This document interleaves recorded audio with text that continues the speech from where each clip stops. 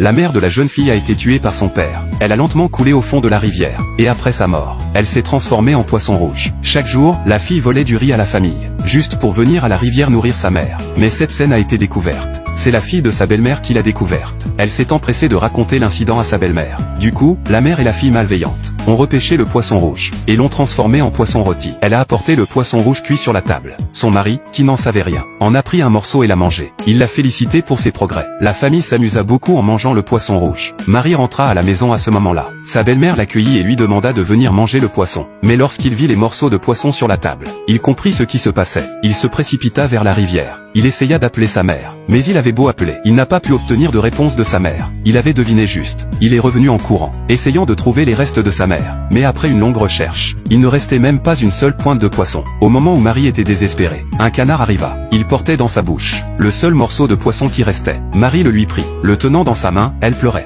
Après un moment de chagrin, Marie est allée dans le jardin. Il a creusé un petit trou dans le sol et a enterré les écailles de poisson. La nuit, la foudre a jailli. Un spectacle miraculeux s'est produit. Les écailles de poisson ont commencé à prendre racine et à germer. Le lendemain, elles sont devenues une aubergine brillante. Marie a regardé l'aubergine devant elle. L'espoir renaît dans son cœur. Il a promis de voir sa mère de temps en temps. Mais cela n'a pas été le cas. Et c'est alors que sa sœur, dans l'obscurité, l'a découvert. Quand la petite fleur est partie, la mère et la fille ont alors trouvé l'aubergine. En regardant la petite aubergine scintillante, la marâtre était furieuse. Elle a déraciné l'arbre. De retour à la maison, elle a tout coupé et en a fait des cubes d'aubergine. Et Marie, ici, a eu l'impression de sentir quelque chose. Il s'est précipité vers l'aubergine. Mais le temps qu'il arrive, sa mère était partie depuis longtemps. Marie, qui avait encore perdu sa mère, elle pleurait et pleurait, quand un petit chat apporta la seule racine d'aubergine qui restait de sa mère. Marie a su que c'était le dernier espoir de sa mère. Elle s'est donc rendue discrètement au pied de la colline la nuit. Quand elle n'a trouvé personne autour d'elle, il a enterré la racine à la hâte. Il espérait que sa mère reviendrait à la vie, et que personne ne la retrouverait. Cette nuit-là, les racines poussèrent rapidement. C'était la troisième résurrection de la mère de Marie.